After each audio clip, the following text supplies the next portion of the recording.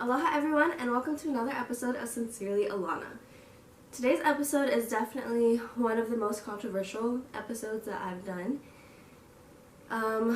It's one though that I think is very, very, very important for everybody to be talking about right now, especially in today's political climate and with the current laws that are trying to be put into action. So before we jump into it, I just really want to ask all of the viewers to watch this video with an open mind and an open heart, and to please realize that when I talk about issues like this, it's not to stir the pot or not to offend anybody, but I can't watch these current I can't watch the current issues that are happening and not have an opinion on it and not stand up and say something, because I feel like it's so important and it affects so many people in such a negative way that if, it's a fact. If you don't say anything about it, just like we talked about in the colorism, you are part of the problem. So, and obviously it's something that is close to my heart. It's an issue that I really have strong personal feelings for, because, as a woman and knowing people that have gone through this situation, there's just a really strong emotional attachment here. So I don't want to get too worked up, and I'm going to try to take my time and talk calmly, but, this is a sensitive issue, and so we're just going to jump right in. Today's topic is about the current abortion debate, pro-choice versus pro-life. Before I get too far in, I want to lay it out there that I really do not like the term pro-life, because it indicates that anybody who is pro-choice is against life, and that's not the case. People who are pro-choice, let's go over the definitions. People who are pro-choice are the people who are for the option to have an abortion. People who are considered pro-life are the people who are against abortions, and that's really how I'm going to define it, so that really simplifies it. Instead of using the term pro-life, I like using the word anti-abortion, because like I said, pro-life indicates that pro-choice doesn't have, the will to fight for life, when that's not the case. Pro-choicers are simply that. They are pro having a choice. There are many pro-choice people, individuals, who would not choose to have an abortion if they were in that situation, who might not like abortions or the fact that they exist, but they understand that at the end of the day, it's the person's choice to do what they want with their body. So I think it goes without saying, just based off of the few things that I've said, I am pro-choice. I am 100% pro-choice. Would I choose to have an abortion for myself? No. Do I necessarily support people having abortions? I do if they believe that it's the right choice for them, and if they know in their heart of hearts that they would not be able to carry the child to term. One of the things that drives me absolutely crazy about people who are diehard anti-abortion pro-lifers is that I feel like in most of my experience talking to them, are kind of closed-minded. It's either you're having an abortion because you don't want the baby and that's it, when that's really not the case. And even if it is the case, it's really none of your business. But there's so many reasons why people decide to have an abortion. It could be they were raped. It could be the fact that they were in a horrible relationship. It could just be simply that they know that they can't care for the child. There can also be illnesses where the mother's life is put at risk, or the child's life. If the child already has a terminal disease, the mother can still carry the baby to term and give birth to a stillborn. And that is something that's extremely traumatic. I know somebody who has gone through this, and I wouldn't wish to see that person suffer the way that she did, and I wouldn't wish to see that to my worst enemy. So regardless of any reason why a person decides to have an abortion, quite frankly, it's in my opinion that that's a decision that person should be able to make for themselves. It's even further frustrating when we see things like Planned Parenthood and birth control being defunded, especially from government programs. Since Planned Parenthood has come into being, and in states where birth control is essentially free, there is a large decrease in the rates of teen pregnancy and a large decrease in the rates of abortion. So if we are so against having abortions, then I think these are the programs that we should be supporting, so that way women do have the education that they need to be sexually active but also sexually safe. Sex isn't something that's going to go away. Just like in previous videos I've said this, sex, drugs, alcohol, it's not going to go away. These are things that people are going to do regardless. And I'm sorry, it's the truth, whether you like to hear that or whether that's in your personal belief or not. It's been proven. Look at, 1920s prohibition. Like, you can get rid of alcohol, that doesn't mean that alcohol is going to go away. In fact, it's just going to become unsafe. This is the same exact thing that's going to happen with abortions. I have a very strong belief that the more we prevent abortions and the more laws that we put into action that punish people, who punish doctors, who punish mothers, who get or provide abortions, you're just going to see a higher rate of infant and maternal mortality.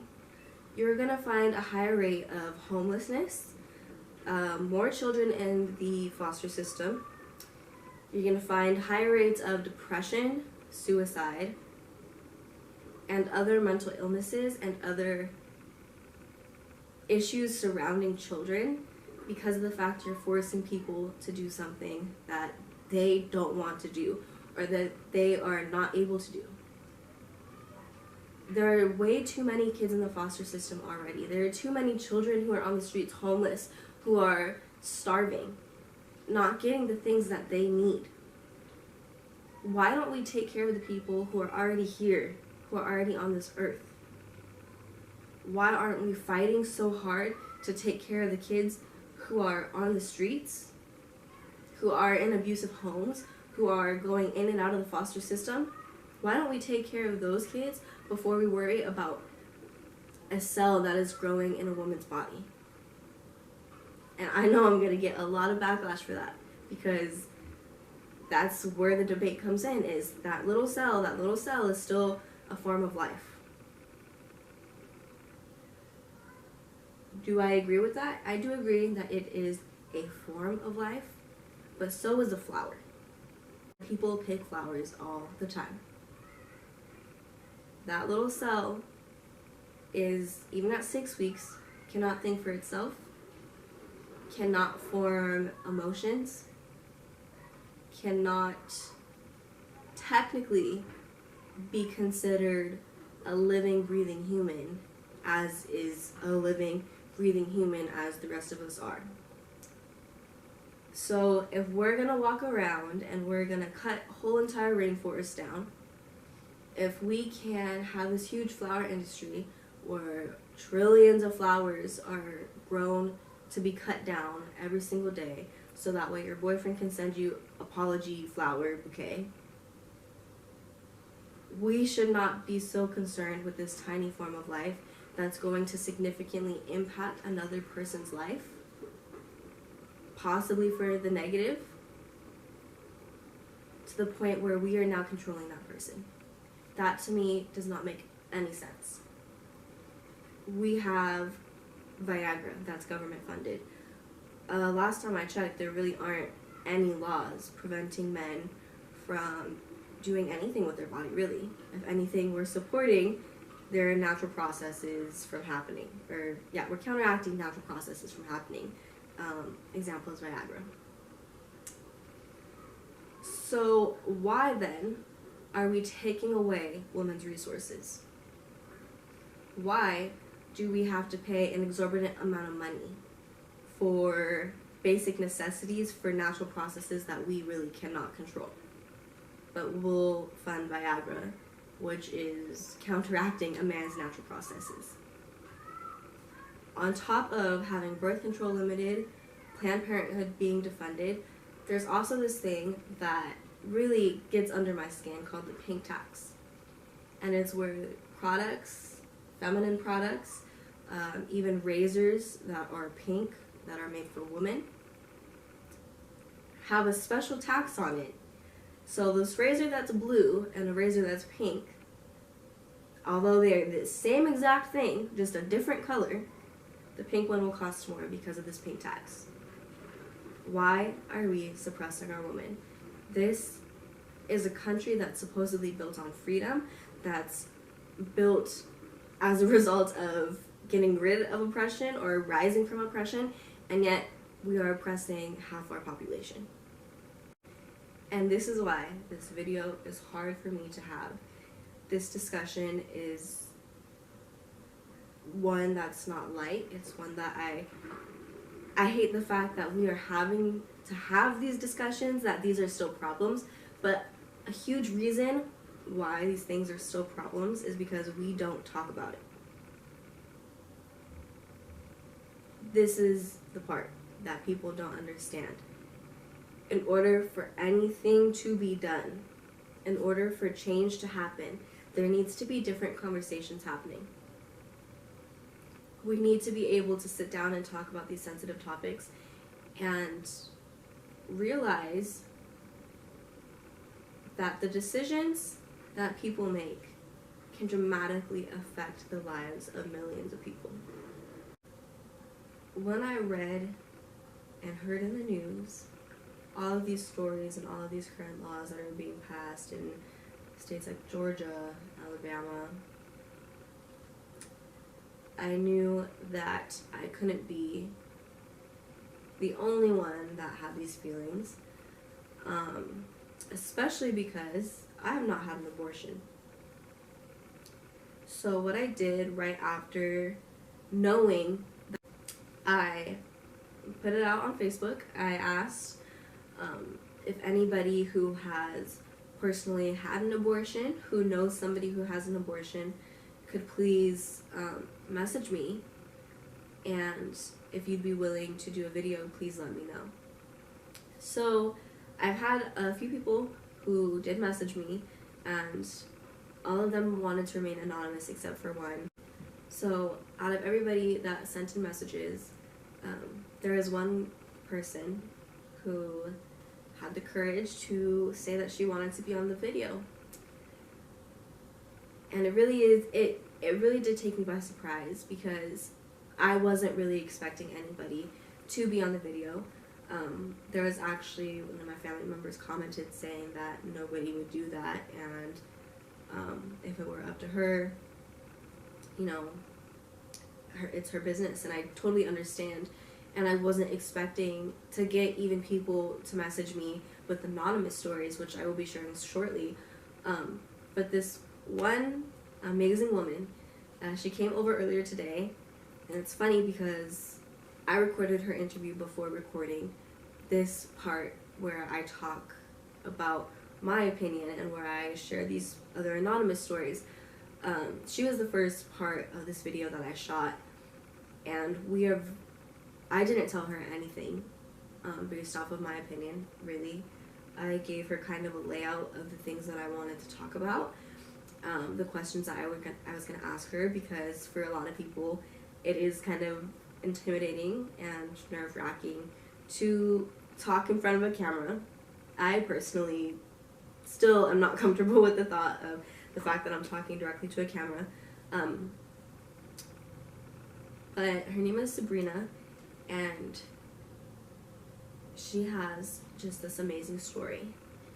Sabrina and I have known each other for a little while, over a year. I don't remember exactly the first time we met, but she's actually friends with Cookie and the Kaleo and Alana family.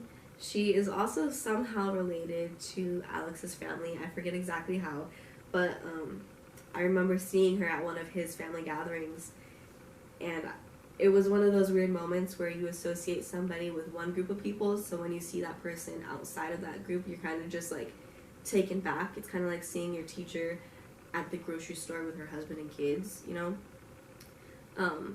So yeah, that was one of the weird moments, that was one of the moments that I remember with Sabrina. just being like, oh, hey, like, we are connected. We know so many people in the same group of people. And it was really cool to get her message and hear that she did want to share her story with me and that she wanted to share it with all of you. I'm Sabrina. I'm 28 years old. I live in San Diego. I'm currently 26 weeks pregnant with a little girl, and I'm super excited. I work at an insurance agency. So it is obviously about abortion and the whole abortion debate that's going on.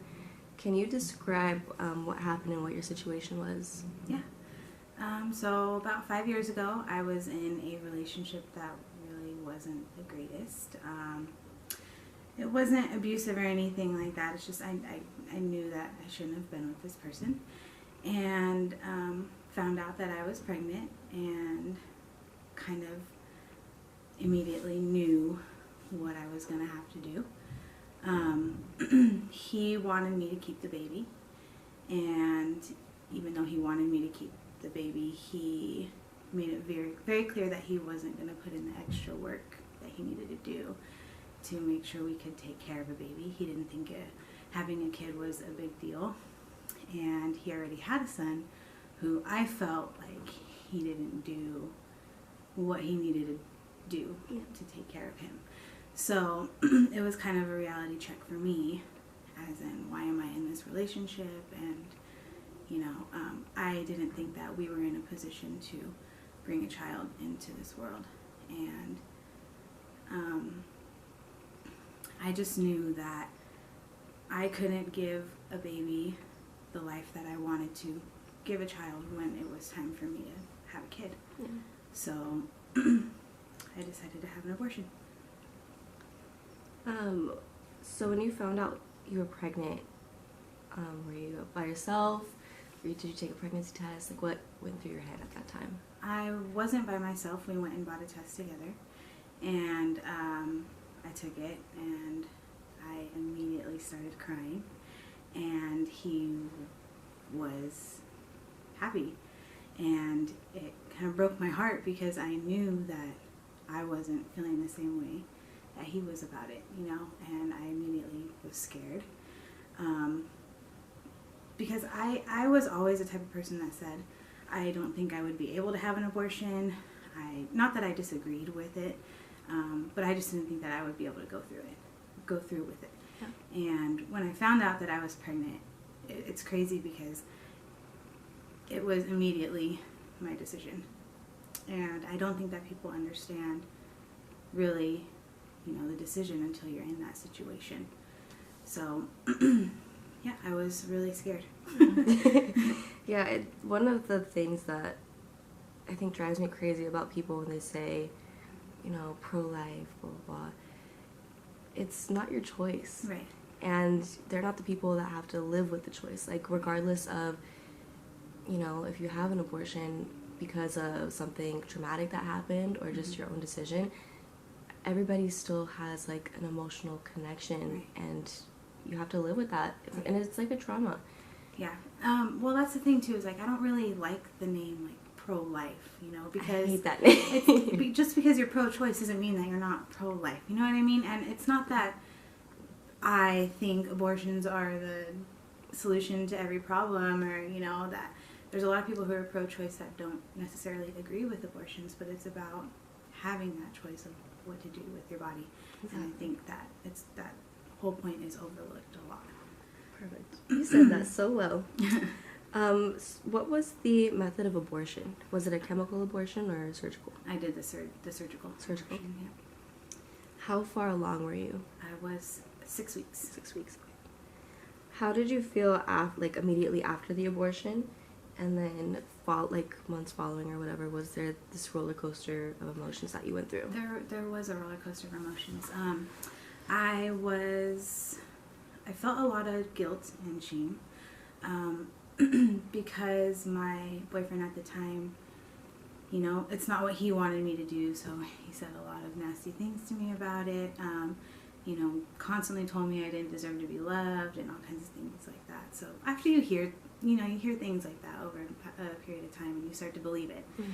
And so I kind of like isolated myself from everybody, you know, I kind of went into a little bit of a depression, but I just had to realize that he was showing his hurt in a different way, you know. Yeah. And immediately after, I cried, but I didn't regret it, you know. Good. I still don't regret it at all. I think it was the best decision for me at that time. But I'd be lying if I said that I don't think about it all the time, you know. Yeah. It wasn't an easy decision at all. So, I mean, maybe not so much physically, but emotionally, do you think that you're still healing from it, or are you content? I actually did a lot of work to heal from it. The only thing that I still think that I'm working on is getting over, like, the guilt about it. And that's kind of why I'm here, and I want to talk about it, because I don't think that women should be shamed for making the best decision for them. And it's hard when people find out that you've had an abortion, or you read how women are monsters for going through with this, or, you know, calling them murderers and stuff, and it shouldn't be like that. Yeah. So I think that now is a time for people to stand up, and in doing this, it's helping me. What do you mind talking about, how, like, what you went through to heal? How you said you did stuff to, like, heal. Oh, yeah, well, my brother, he's a energy healer. Oh. Yeah, so I did a lot of, like, Reiki sessions with him, and just trying to get to the root of my problems. Like, I'm not a religious person, but I think that I am a spiritual person, you know, and I even had a discussion with him about doing this, you know. I texted him right after I wrote you, and I was like, oh, I didn't even think about writing her, and I just did it, and now I'm kind of freaking out, you know. And he's like, no, I think that this is a great way for you to, you know, close some of those doors and process, like, built up emotions or hidden emotions, especially right before you have your baby, because I just did a lot of spiritual work about it. Realized that because for a long time I didn't think that I was holding on to anything, you know, and then it wasn't until I started doing the energy work that I realized, okay, I suppressed all these emotions about it, and just tried to get to the bottom of it and work through it. Yeah. That's awesome. Because there's a lot of ways to heal. I know people don't really, especially in my experience, the super religious people in my life have been the ones that are like, you can't do that, like, that's not right. And I'm like, if it works for me, it works for me. Right. Same thing applies to anybody who goes through something like this.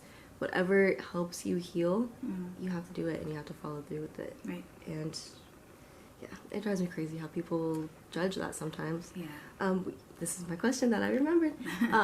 So when you say that you're still feeling feelings of guilt, where does that guilt come from? Is that guilt from the entire situation, or from what happened between you and your ex, or? Not from what happened between me and my ex, because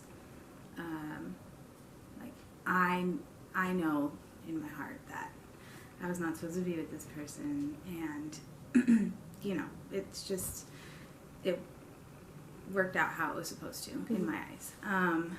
But the guilt that I'm talking about is more so of taking what everybody else has to say about it and feeding it to myself. Gotcha. You know what I mean? Yeah. People don't realize how many women go through it, and how many women are so easily eating the shame that they put out. And like I said, you hear something, after a while you start to believe it. So it's a way of blocking yourself off from feeling what everybody else is telling you, you know? Yeah, definitely. So this is obviously a huge decision that you had to make. How would you say this has impacted your life, and has it impacted it long term? I don't think that it's had any negative impact, to be honest. I 100% stand by my decision. I know that if I were to have kept the baby, you know, I would still have to have somebody in my life that I didn't necessarily want in my life.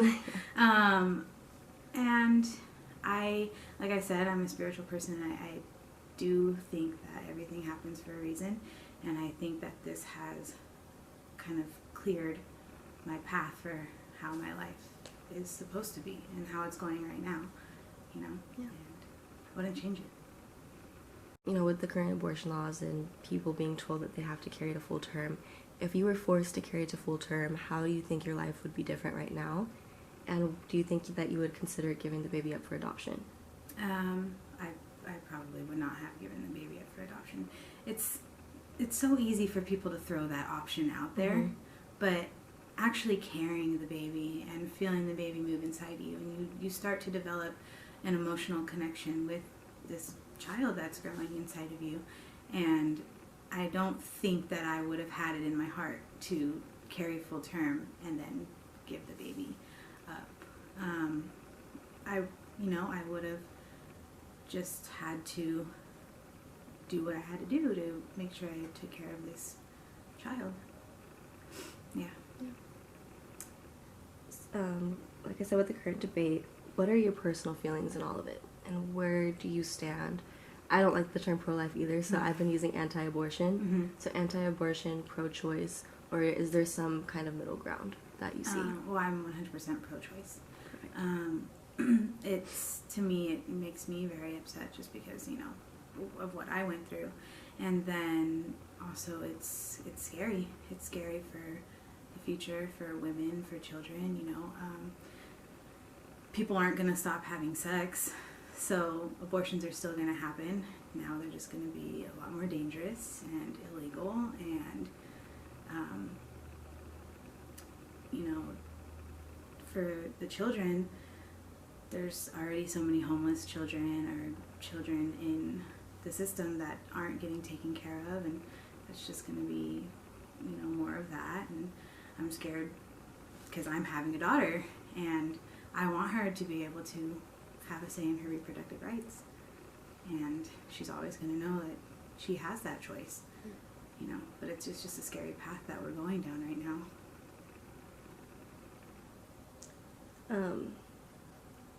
How do you feel when you hear similar stories to yours? I feel compassion for them. I don't, I just try to relate to them, you know, like they're not alone. A lot of people are scared. It's a scary situation to be in, and it's a scary experience, just the whole thing. So I think that finding women who have been in my situation, or who, you know, are going to have an abortion or something like that, just try to be there for them, because a lot of people aren't. Yeah. A lot of people are very against them. What is your advice for women who are currently going through the process of making the decision to get an abortion?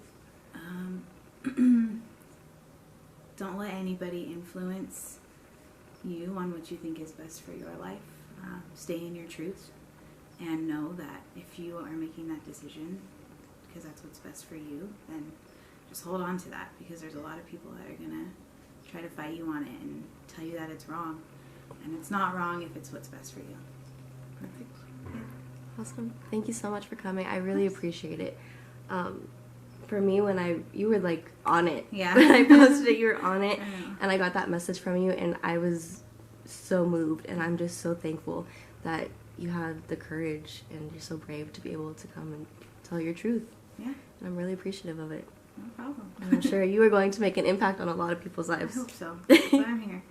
Well, thank you so much. Yep. So on top of Sabrina's offer to talk about her story, I also received a lot of other stories that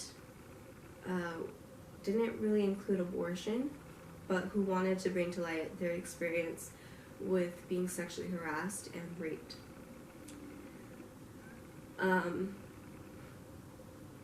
It's crazy how many people around you have gone through something so traumatic.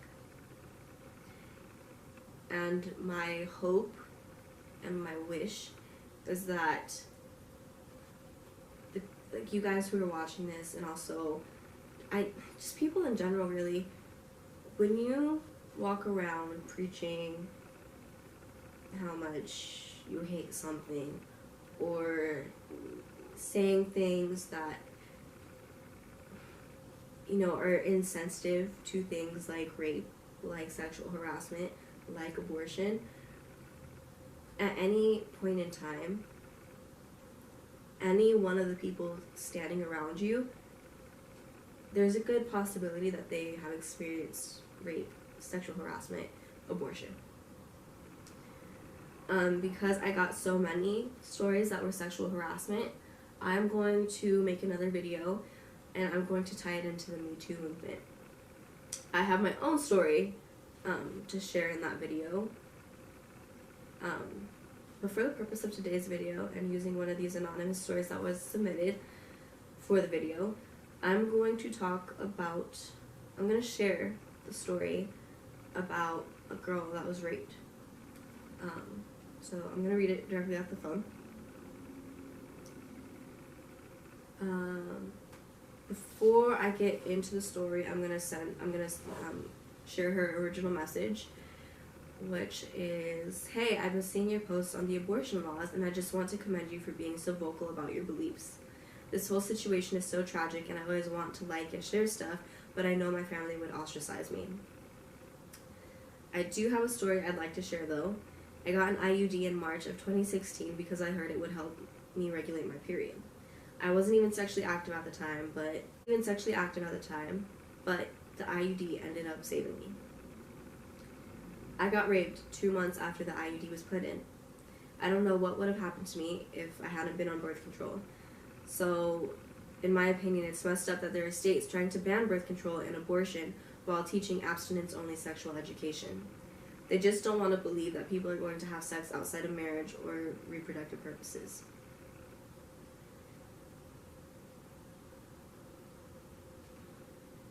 So the story is, I met him on Tinder.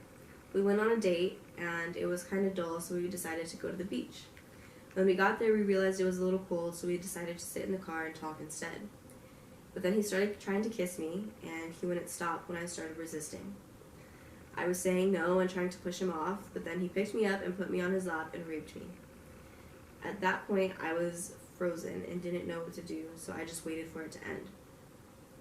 I told my friends, but I decided not to tell my parents or family because they're extremely traditional.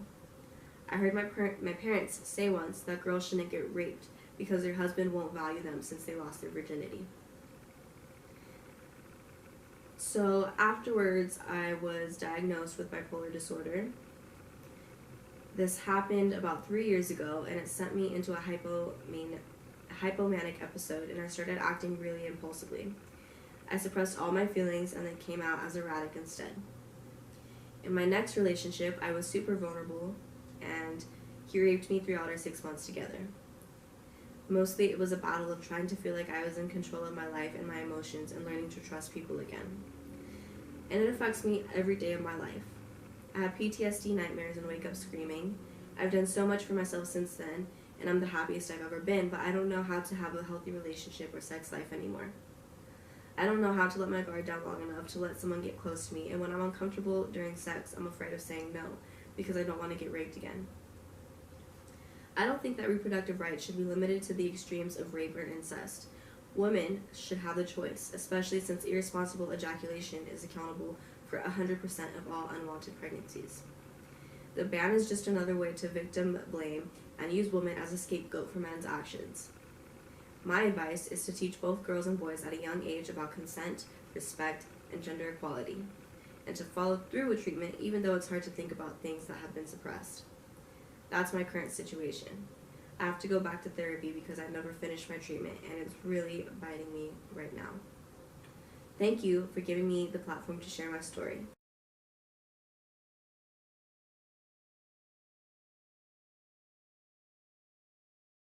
Real quickly before I wrap up, I just wanted to encourage you guys to share your political opinions, but don't let it tear relationships apart. So one thing that I really want to emphasize and that I think it's important for all of us to understand is that we all have different opinions, whether they're political opinions or, whatever. opinions are opinions, and we're all entitled to have our own thoughts and beliefs about something. The thing that I don't like seeing, though, is when people can't agree to disagree. Let us put our differences aside and still be able to treat each other like human beings, because that's what we are, and not let a difference of opinion diminish how you feel about a person, or how you value them or their worth. That's something that I really don't want to see, especially in the comments on this video. If I offended anybody, that was not the intent. This video is different because it is more of an opinion piece. Of course, in previous videos I have shared my stories, I have shared my personal beliefs, but I present a lot of facts as well. That all the things that I said today, they are my opinion, but they are based off of things that I have done research on, videos, documentaries, journals, articles, and all of those resources are on the sincerelyalana.org website. So formerly sincerelyalana.weebly.com. I know I've talked about this before, but I have gotten questions. If you do go to sincerelyalana.weebly.com, it will automatically take you to our new domain, which is sincerelyalana.org. So please feel free to check it out. I would really appreciate if you guys do go to the resources section and, you know, form your own opinion based off of what I presented today and the facts that are listed on the website. On the resources tab, all this information is going to be under reproductive rights. So yeah, be sure to check it out.